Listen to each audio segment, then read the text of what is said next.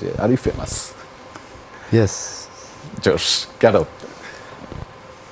মানে আমি আম জনতার কাছে সবাই আমাকে চেনে, আমাকে ভালোবাসে।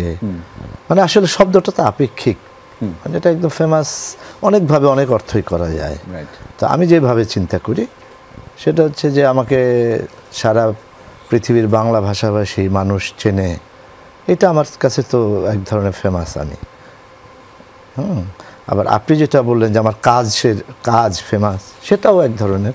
কিন্তু আমি কাজ যে আমি অনেক অনেক ভালো কাজ করেছি সেটা আমার মনে হয় না, কিন্তু আমাকে যে মানুষ অনেক আদর করে এই কারণে আমি ফেমাস। ভালো কাজ ব্যাপারটা শব্দটা অনেকটা আপেক্ষিক, একদমই যে একটা আপেক্ষিক শব্দ। তারপর ন্যূনতম একটা মানে লাইন থাকে, জি হ্যাঁ, সীমারেখা থাকে। সেই অর্থে আমি বলছি যে মানে আরো ভালো কাজ করার সুযোগ আছে। হয়তো এই তৃষ্ণাটাই আপনাকে এত দূর নিয়ে এসেছে। আসলে আমার শুরুটা তো একটু অন্যরকম। জি। মানে আমি এত জীবনে এত মানে বড় বড় অভিনেতাদের সাথে অভিনয় করেছি।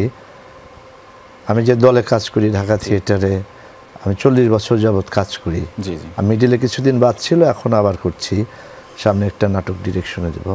তো ওনাদের কাছে যখন আমি ওনাদের কথা ভাবি, ফরিদি ভাই, আব্বা আফজাল ভাই বা আসাদ ভাই বা পিজুজুদা, যারা আমার দলে দীর্ঘদিন আমি কাজ করেছি, তো তাদের কথা চিন্তা করলে তখন আমার মনে হয় যে মানে আপ টু দ্য মার্ক না। এটা বিনয়, এটা বিনয়।